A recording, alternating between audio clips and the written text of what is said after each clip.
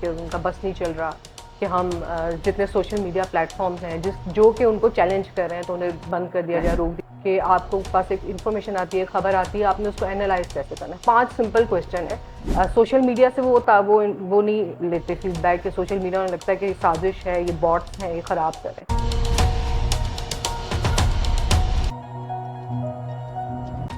Assalamu alaikum. I am Mohammad Hamza Tanveer from Paradigm Shift with another episode of Inflection Point series. आज हमारे साथ एक renowned और honourable guest मौजूद हैं जो कि पाकिस्तान की एक रिनाउंड और अवार्ड विनिंग जर्नलिस्ट हैं। अस्सलाम वालेकुम मैम। वालेकुम अस्सलाम she is sir. Maira Imran और ये दी न्यूज़ में स्टाफ रिपोर्टर हैं। इसके साथ साथ ये नेशनल प्रेस क्लब और रावलपिंडी प्रेस क्लब की वाइस प्रेसिडेंट भी रह चुकी हैं। इसके अलावा यह हकूक़ निस्वां के हवाले से भी पाकिस्तान में एक कवि आवाज़ के तौर पर जानी जाती हैं। अगर हम इनकी प्रोफाइल को डिस्कस करना शुरू करें तो मेरे ख्याल से हमारा तकरीबन आधा घंटा तो उसी में लग जाएगा। नहीं नहीं, ऐसी कोई तो बात मैम, नहीं है। बिल्कुल, वो जो सहाफ़ी हैं वो कम्युनिटी है एक पूरी। जी जी बिल्कुल, उसकी मुख्तलिफ प्रोफाइल्स होती हैं, कुछ आपकी ऑब्वियसली, मुख्तलिफ ग्रुप्स होते हैं। जी, अंग्रेज़ी के अखबारों में काम करने वाले, उर्दू के अखबारों में काम करने वाले, ऑब्वियसली, इलेक्ट्रॉनिक मीडिया में काम करने वाले। तो बस ये है कि उसी में गोल गोल घूमते रहते हैं। जी जी। तो इसके अलावा आपने यूएन में भी सर्व किया है। मैंने यहाँ, क्योंकि ये होता है कि जो अगर सच्ची बात कहूँ तो शरीफ सहाफ़ी जो है उसका जी, सिर्फ सहाफ़त के साथ गुजारा मुश्किल होता है। अच्छा अच्छा, तो ये होता है कि फिर आपकी और स्किल्स इससे जुड़ी हुई बेसिकली स्किल्स हैं, जो मीडिया एंड कम्युनिकेशंस है आपकी डेवलपमेंट सेक्टर की, उसमें मेरा शुरू से काम था। तो उसमें फिर मैं ट्रेनिंग्स में मेरा बहुत ज़्यादा काम है, जो मैंने यूएन के साथ भी किया हुआ है और मुख्तलिफ इदारों के साथ जो मीडिया ट्रेनिंग्स हैं जर्नलिस्ट की ख़ास तौर पे, उसके अंदर बहुत एक्सटेंसिव काम किया हुआ है। ओके। तो मैम, आप जर्नलिज्म से इतने अरसे से मुंसलिक हैं, लेकिन अगर हम प्रेजेंट जो गवर्नमेंट है उसके जो आंसर्स हैं, जो उनके स्टेप्स हैं उनको देखें, जैसे ट्विटर पे बैन किया गया आजकल, और इसके अलावा वीपीएन्स को भी ब्लॉक करने की कोशिश की जा रही है पाकिस्तान में, ताकि ट्विटर तक और जो डिफरेंट सोशल मीडिया प्लेटफॉर्म्स हैं वहाँ तक आवाम एक्सेस ना कर ना सके। पहुंच सके, हाँ। तो क्या आप समझती हैं इसके ज़रिए अपोजिशन की आवाज़ को या जो अपोजिशन का क्रिटिसिज्म है उससे बचा जा सकता है? देखिए, ये एक पाकिस्तान की टेंडेंसी नहीं है, ये सब पूरी आप देखें तो दुनिया में यही टेंडेंसी है कि उनका बस नहीं चल रहा कि हम जितने सोशल मीडिया प्लेटफॉर्म्स हैं जो कि उनको चैलेंज कर रहे हैं तो उन्हें बंद कर दिया जाए, रोक दिया जाए। टिकटॉक को अमेरिका में बंद कर दिया गया, या बहुत सारे ऐसे प्लेटफॉर्म्स हैं कहीं पे आपको लगता है इकोनॉमी का झगड़ा है इसलिए बंद किए जा रहे हैं प्लेटफॉर्म्स, कहीं पर ये है कि बिल्कुल आपकी जो है ना एज पर हैं हालात मुख्तलिफ मुल्कों में, और उसके अंदर अगर वो इस नज़र से देख रहे होते हैं कि जी यहाँ पर इसको हवा मिल रही है किसी एक ख़ास टेंडेंसी को या ट्रेंड को, तो वहाँ पर पाबंदियाँ लगनी शुरू हो जाती हैं। लेकिन बात मेरे ख़्याल में ये है कि जो हमारे पाकिस्तान के अगर उससे कॉन्टेक्स्ट में देखा जाए तो हम शायद सोशल मीडिया के लिए इतना तैयार नहीं थे एक कौम के तौर पर। मतलब आपकी जब लिटरेसी रेट भी कम हो, फिर आपका आप कह सकते हैं कि आपकी जो एक्सपोजर भी कम हो एक कौम का, फिर आपको न्यूज़ को एनालाइज करने का भी ज़्यादा ना मालूम हो किस तरह से करना है, तो फिर जो सोशल मीडिया आपके माशरे के अंदर चीज़ें तब्दीलियाँ लाता है, कोई कहीं पे बैठ के सोचा भी नहीं गया कि यार ये अगर आ गया सोशल मीडिया तो ये हो सकता है। तो इसके खौफ की वजह से जो है ना सोशल मीडिया को रोकने की कोशिश की जाती है। अभी भी बहुत सारे ऐसे घर हैं हम देखते हैं जहाँ पे माँ बाप बड़ा फ़ख्र करते हैं कि हम तो अपने बच्चों को फ़ोन भी नहीं देते, हम बड़े अच्छे माँ बाप हैं, हमने टीवी भी निकाल दिया घर से। हालाँकि ये वो तूफ़ान है कि जो आ चुका है, मतलब बिल्कुल ये ऐसे। आ चुका है। अब आपने ये देखना है कि अब आपने इसको मैनेज कैसे करना है या इसके का इस्तेमाल मुस्बत तरीके से कैसे करना है, और अगर इसके जो नुकसानात हैं उसे उनको काबू कैसे करना है। तो एक फैमिली के लिए भी यही अहम है और एक मुल्क की हुकूमत के लिए भी यही अहम है कि वो इसके ऊपर काम ज़्यादा करें, ना कि आप बंद करते जाएँ। जब आप बंद कर जाते हैं इसका फ़ायदा भी बहुत ज़्यादा है कि आपको कम से कम पता चलता है कि लोग क्या सोच रहे हैं। अब अगर बांग्लादेश की आप मिसाल ले लें या आप हमारे जो अभी इलेक्शंस हुए हैं आप उनकी मिसाल ले लें, तो यही कहा जाता है तो सब सोशल मीडिया का एक्टिविज़्म है। लेकिन जब फिर वोट पड़े तो आपका वो मज़ाक नहीं था, वो बिल्कुल बड़ी एक ऐसे ही। सॉलिड आपकी एक बहुत बड़ी हकीकत थी। इसी तरह आर्टिफिशियल इंटेलिजेंस है, वो बहुत बड़ी हकीकत है, उसका अब सामना होने वाला है आपको, और अभी भी हम तैयार नहीं हैं, हम उसे रिजेक्ट कर रहे हैं। हम कह रहे हैं कि नहीं जी, वो क्या कर लेगा, वो है ही क्या, उससे तो शायद लतीफ़े बनेंगे, जोक्स बनेंगे, उससे लतीफ़े जोक्स नहीं बनेंगे, उससे भी इसी तरह तख्ते उल्टे जाएंगे, हुकूमतें बदली जाएंगी। तो आप कितना मेंटली प्रिपेयर्ड हैं उसके लिए, ये एक अलग चीज़ है। बंद कर देना कोई सोल्यूशन नहीं है। या तो हमें कहीं नज़र आ रहा होता कि इसको बड़े मुस्बत तरीके से इस्तेमाल का भी सोचा जा रहा है तो हम कहते हैं चलो यहाँ पे भी काम हो रहा है, लेकिन वहाँ पे बिल्कुल काम नहीं हो रहा। मीडिया लिटरेसी है जिसमें आपको स्कूलों में कॉलेजों में जाके बच्चों को बताना है कि आपको पास एक इन्फॉर्मेशन आती है, खबर आती है, आपने उसको एनालाइज कैसे करना है। 5 सिंपल क्वेश्चन है कि मेरे पास कहाँ से आई है, किसने भेजी है, क्या तरीक़ाकार इस्तेमाल किया है मेरी अटेंशन लेने के लिए, ठीक है। इसके अलावा ये कि और किस लोग, जो बाकी लोग हैं मेरे इर्द गिर्द, उनके ऊपर इस खबर के क्या असरात होंगे। तो ऐसे 4-5 सवाल हैं जो आपने बच्चों को रटा देने के, जो इन्फॉर्मेशन आपको मिले, सोर्स जो है ना, एजेंडा और सोर्स, ये 2 चीज़ें बहुत अहम है कि आपको ये बच्चे को बता देना कि भाई जो खबर आए इसको इन 5 चीज़ों पे परख लो, तो फिर आपको वो फ़ायदा देगी। लेकिन अब जो इस वक्त है, रोक देना, मेरा नहीं ख्याल कि इससे किसी का भी कोई फ़ायदा है। अच्छा, आपने अभी बांग्लादेश का जिक्र किया और बांग्लादेश में भी सिमिलर किस्म के रिस्ट्रिक्शंस थी ओवर दी सोशल मीडिया और जो इंटरनेट है। तो क्या आप, अगर हम पाकिस्तान की इकोनॉमिक फ्लाइट को देखें और जो ब्रेन ड्रेन पाकिस्तान से हो रहा है उसको देखें, तो आपको लगता है कि पाकिस्तान में भी कोई बांग्लादेश के टाइप का इनकलाब आ सकता है आने वाले दिनों में, कुछ सालों में?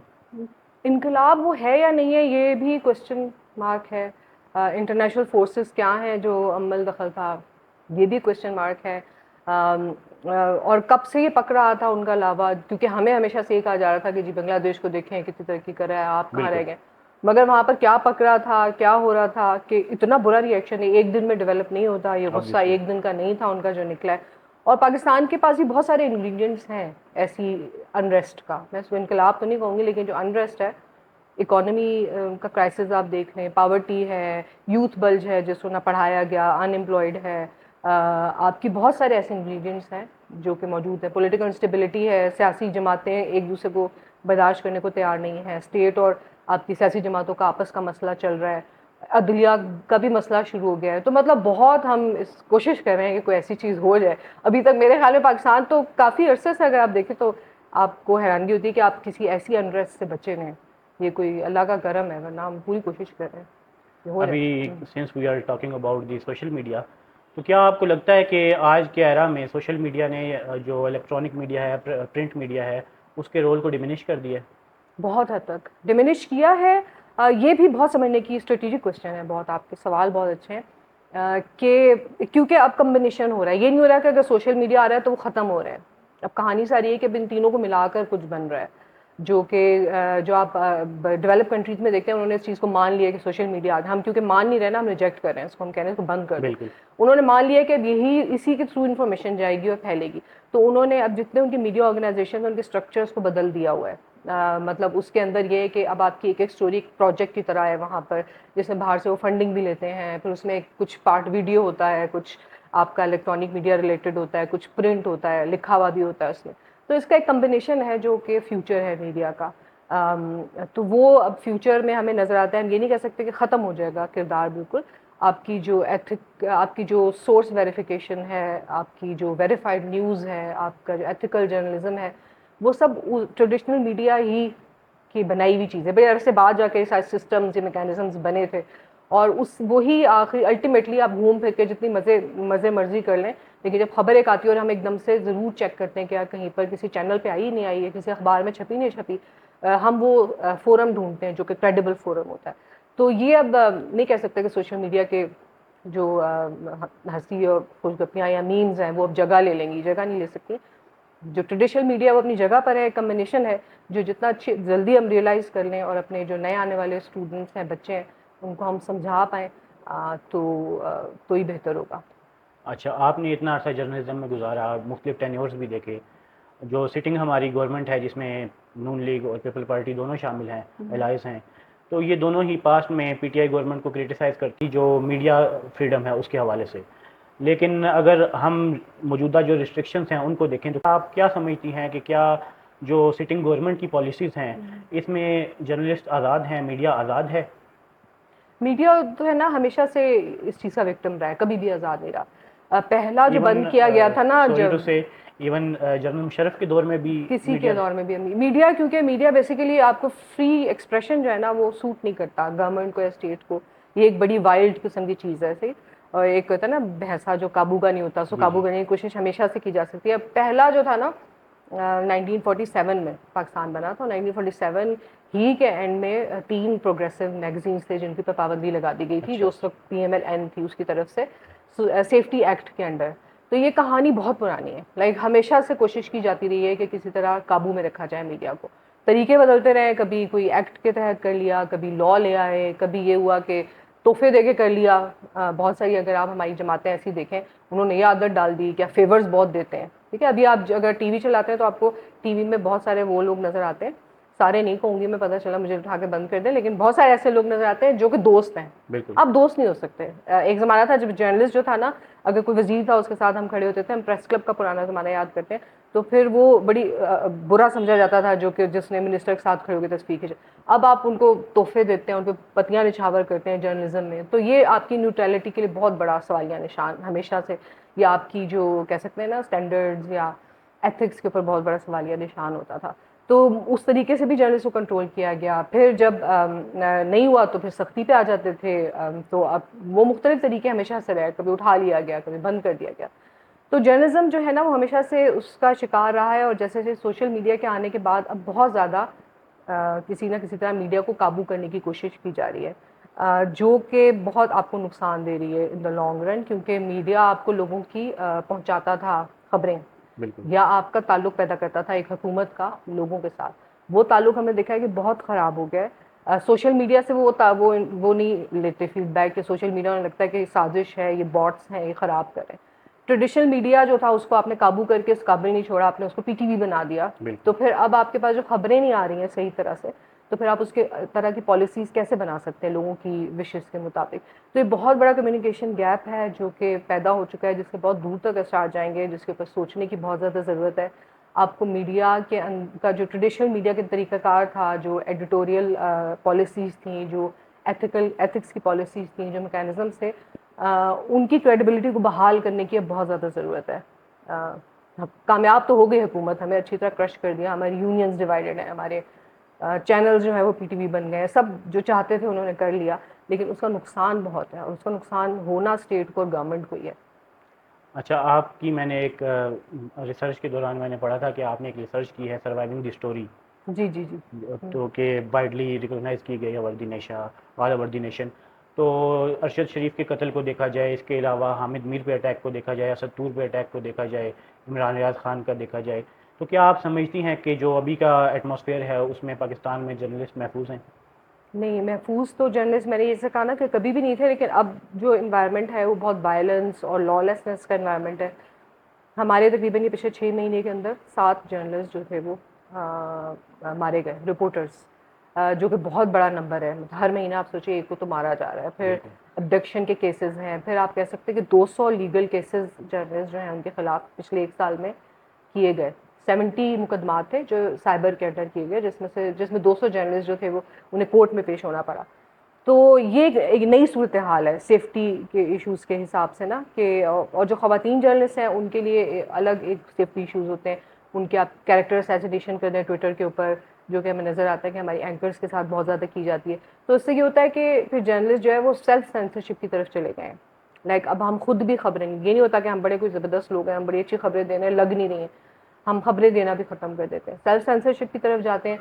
तो फिर आपकी क्रेडिबिलिटी ख़राब होती है, क्रेडिबिलिटी ख़राब हो जाती है लोगों में। लोग कहते हैं यार ये तो एम ही तो बात ही गलत कर रहा है, ये तो असल चीज़ बता ही नहीं रहा है, ठीक है। जब क्रेडिबिलिटी ख़राब होती है तो फिर आप नैरेटिव बिल्ड नहीं कर सकते अपना कोई भी मुल्क का। बिल्कुल। ये हमारा बहुत बड़ा इशू है कि हम अपना नैरेटिव सिर्फ ये नहीं है कि जी फौज ये तो हुकूमत ये तो पॉलिटिक्स ये, नैरेटिव ये भी है कि आपने हेट स्पीच नहीं करनी, नैरेटिव ये भी है कि आपने बच्चों का ख्याल रखना है जो ऑर्फन्स हैं। बहुत नैरेटिव्स तो बेतहाशा होते हैं, बिल्कुल हम ऐसा। कोई नैरेटिव बिल्ड नहीं कर पा रहे। मीडिया जो है ना सब हमारा, कि आपने वायलेंस नहीं करना औरतों के साथ, ठीक है, फॉर दैट मैटर ये लें। फिर आप नैरेटिव बिल्ड नहीं करते तो फिर से स्टेट सिक्योरिटी आपकी मुतासर होती है। तो एक साइकिल की तरह सारा कुछ चल रहा है, विशियस साइकिल है जिसमें हम हैं मीडिया के लिहाज से। अच्छा, ये ये सॉरी टू इंटरप्ट यू, ये जितना भी विशियस साइकिल है इसमें हमेशा से एक परसेप्शन पाई जाती है जो कि रियलिटी भी है, आई थिंक सो, कि कुछ खुफिया कुव्वतें होती हैं जो कि मीडिया को कंट्रोल करती है, गवर्नमेंट को कंट्रोल करती हैं। तो क्या आप समझती हैं कि पाकिस्तान कभी एक जेन्युइन डेमोक्रेसी की तरफ मूव कर सकता है और मीडिया आज़ाद हो सकता है, हर कोई आज़ाद हो सकता है? जेन्युइन डेमोक्रेसी भी एक वही बात है कि बड़ा एक वो ऐसा सवाल है ना कि आप हमारे जहन में जेन्युइन डेमोक्रेसी है क्या। मेरे ख्याल से वेस्टर्न डेमोक्रेसी आप कह सकते हैं वो है। मुख्तलिफ मुल्क मुख्तलिफ तरीके से डेमोक्रेसी को इम्प्लीमेंट करते हैं। कहीं पर रॉयल फैमिली की लेयर है, कहीं पर मिलिट्री की लेयर होती है। मुझे याद है कि हम गए थे थाईलैंड एक ट्रेनिंग के लिए, तो वहाँ पर ट्रेनिंग के पहले दिन उन्होंने हमें कहा कि अगर आप बादशाह के खिलाफ कोई बात करेंगे तो 10 साल कैद है, आगे आपकी मर्जी है, ठीक है। तो ये आपको हर जगह पर नज़र आता है कि आपकी डेमोक्रेसी की मुख्तलिफ शेप्स नज़र आती हैं, शक्लें नज़र आती हैं। डेमोक्रेसी बेसिकली बुनियादी तौर पे एक कल्चर से निकलता है निज़ाम। कोई निज़ाम नहीं है कि सर डेमोक्रेसी है, वोट डालो फलाना करो, डेमोक्रेसी ही नहीं होती है। उसमें एक पूरा पूरा कल्चर होता है जिसमें जस्टिस होती है, जिसमें फेयरनेस होनी चाहिए, इक्वालिटी होनी चाहिए, आपकी कोर्ट सही काम करनी चाहिए, आपको एक दूसरे को जगह देनी चाहिए, टॉलरेंस होनी चाहिए, बर्दाश्त वगैरह, ये सारे उसके एलिमेंट्स होते हैं, बुनियाद जो बनाते हैं। रूल ऑफ लॉ होना चाहिए, फिर जाकर आपकी डेमोक्रेसी इंप्लीमेंट हो सकती है। तो हमारे यहाँ तो अभी बुनियादें बहुत बुरी तरह हिली हुई हैं, तो आप इसको कह ही नहीं सकते, मेरा नहीं ख्याल कि हम इसको डेमोक्रेसी कह सकते हैं जो तक निज़ाम हुकूमत हमारे पास है। तो फिर तो आपका सवाल ही ख़त्म हो जाता है और कि सवाल खत्म हमारी होने डेमोक्रेसी जो होगी या नहीं होगी।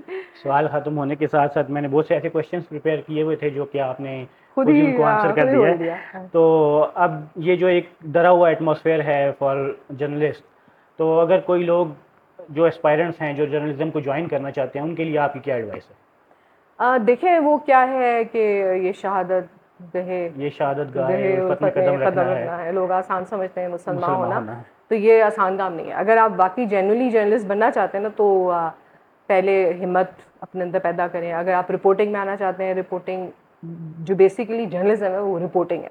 हमारे यहाँ यूनिवर्सिटीज़ में बच्चे जो आते हैं वो एंकर बनने के लिए आते हैं, ग्लैमर से मुतासर होकर आते हैं।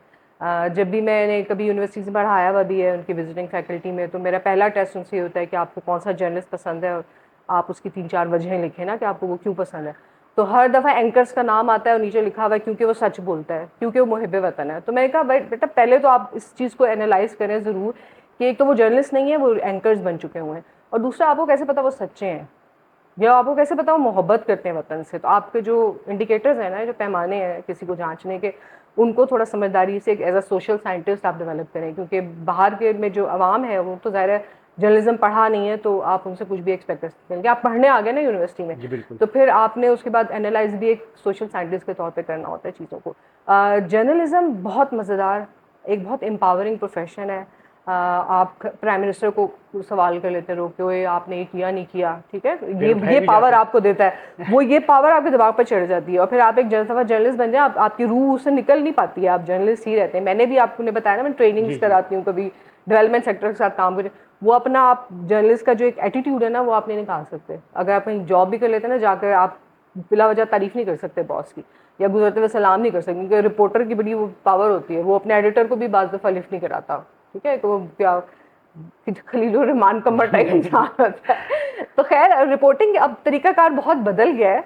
अब बच्चे जो हैं उनके लिए सोशल मीडिया में अपनी जगह बनाना ज़रूरी है। फिर अब डेवलपमेंट जो कम्युनिकेशन है और जो हमारी जर्नलिज्म है वो भी कंबाइन करिए एक जगह पर आकर, उसको देखना बहुत ज़रूरी है। बहुत सारी फॉर्म्स हैं, आपको वॉर जर्नलिज्म पसंद है, या आपको क्लाइमेट के ऊपर काम करना पसंद है, आपको स्पेशलाइजेशन देखनी बहुत ज़रूरी है।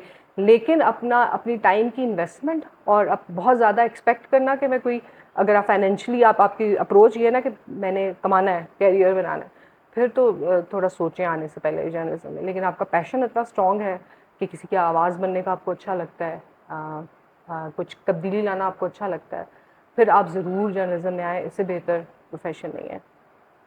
Thank you very much ma'am, it was an honour for Team Paradigm बहुत शिफ्ट टू हैव शुक्रिया, यू विद बहुत अस। शुक्रिया।